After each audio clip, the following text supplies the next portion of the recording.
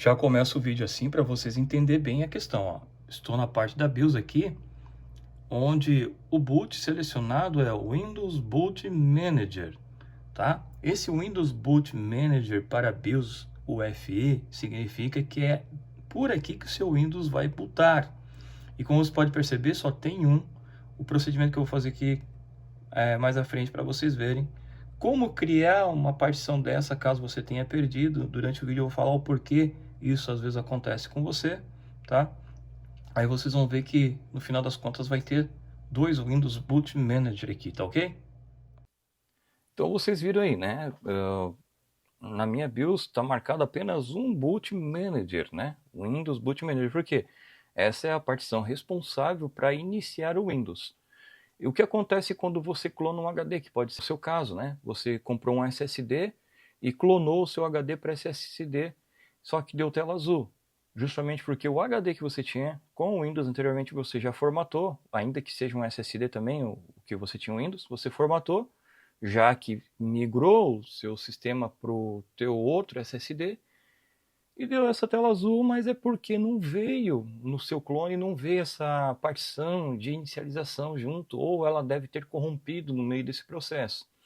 Então, se ela já existe, como no meu caso aqui, ó, né, eu tenho uma partição de 100 MB, que é a que vocês viram aqui na BIOS. Se você já tem ela e mesmo assim está dando tela azul, basta você corrigir, copiando os arquivos de inicialização para essa partição. Se ela não existe, você não consegue visualizar esse Boot Manager, e aí, claro, eu estou falando de BIOS com FI, que são as mais atuais, né? Já de um bom tempo para cá, aí você vai criar ela. E como exemplo para isso, eu vou usar um HD aqui que não está alocado ainda, um HD só para fazer teste. Eu vou criar uma partição UEFI aqui como se estivesse criando no disco C. Com isso, eu vou ter duas partições de boot, e você pode ter, sem problema nenhum. Se uma corromper, tem a outra ali que vai resolver. Mas claro, não tem necessidade disso, né? Mas nesse caso aqui vai ter duas, justamente por conta desse procedimento que eu estou fazendo. A primeira coisa, como é de praxe, né? Abrir o CMD como administrador. E vamos entrar no DiskPart. Abriu o DiskPart, vamos listar o disco. List disk. Os discos que nós temos aqui é esses que eu já mostrei para vocês nessa tela, então é bom que você tenha certeza onde você está mexendo, né? E eu quero mexer aqui no disco 1 de 298 GB, que é justamente esse que está com a faixa preta aqui, né? O que eu vou fazer então é selecionar ele. Select disk, que disk? O disk 1 de 298 GB. Perfeito. Agora vamos criar essa partição UEFI dentro desse disco. Mas vamos listar a partição dele, que só tem essa. List partition. Beleza, agora vamos criar a partição UEFI.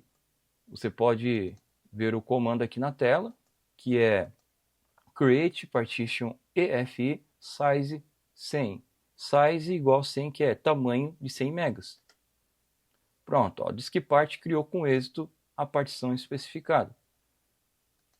Se eu abrir aqui novamente o nosso gerenciador de discos, vocês vão ver que tem uma partição aqui de 100 megas. Essa partição, por enquanto, está vazia, não tem nada.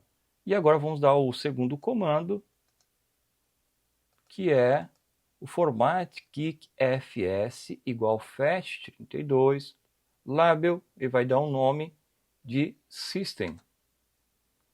DiskPart formatou com êxito o volume. Vamos adicionar uma letra a esse volume com o comando assign letter s. Essa é a letra que vamos atribuir a essa partição. Eu não sei se pronuncia letter mesmo, mas é isso, tá? Vamos dar uma letra para ele. E quando der uma letra para ele, já vai aparecer aqui, ó, neste computador, vai aparecer essa partição aqui também, tá ok? Ó, DiskPart atribuiu com êxito a letra, né, da unidade, e o que nos falta agora é sair para quê? Para que lá pelo CMD, não mais pelo DiskPart, a gente possa copiar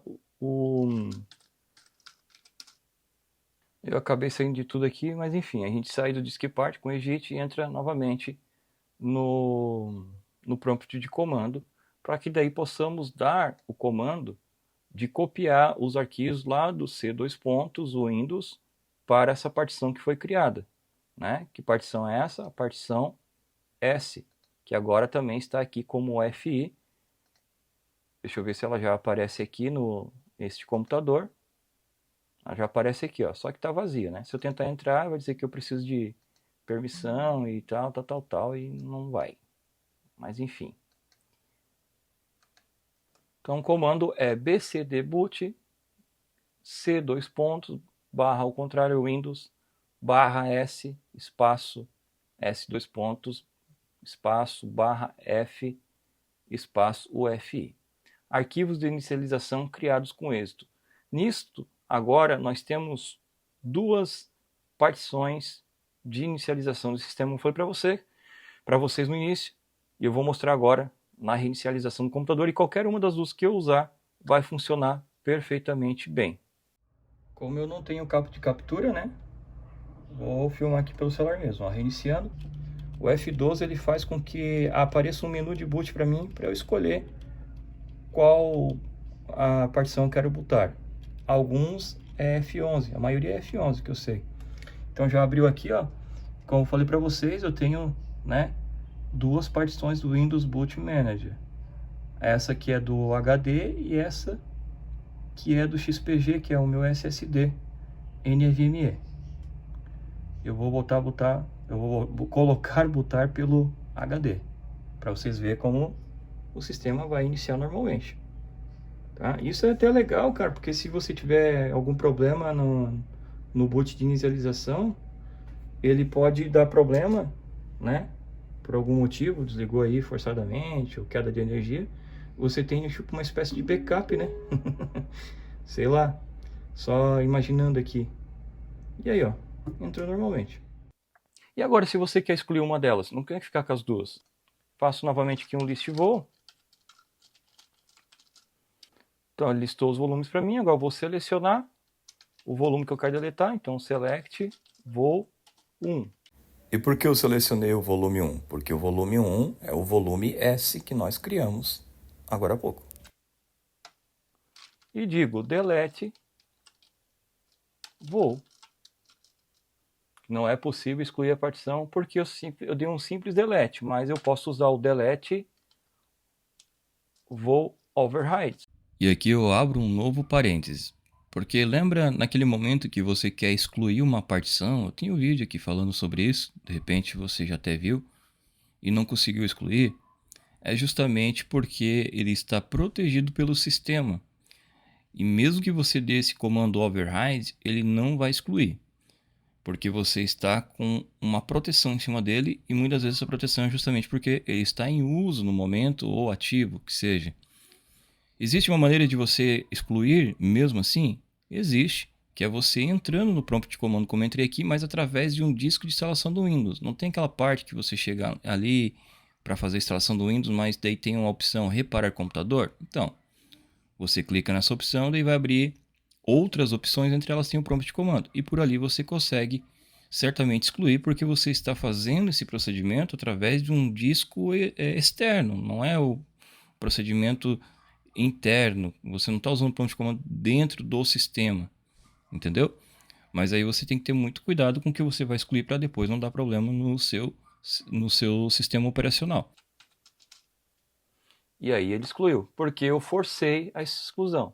No entanto, se fosse a partição ali mesmo, que está no disco C, que está em uso agora, não ia dar. Aí que você ia ter que entrar com um CD de instalação do Windows, né? E ali, ao invés de instalar, você abrir a parte de reparação, e lá vai ter prompt de comando, e ali dentro você ia conseguir, de fato, excluir também, só que depois você ia se ferrar que o seu sistema não iria inicializar, né? E aqui, como você pode ver, no gerenciador disco já não consta mais a partição, né? Que eu excluí ela, ficou só que já estava antes. E agora, a hora que eu reiniciar o Windows, eu vou ter novamente só uma partição de Boot Manager. E aí, você curtiu esse vídeo? Eu espero que sim. Deixa seu like, compartilha aí e se inscreve no canal. Tem muitas dicas de informática aqui que pode te ajudar e em muitas outras situações. Até a próxima. Fui!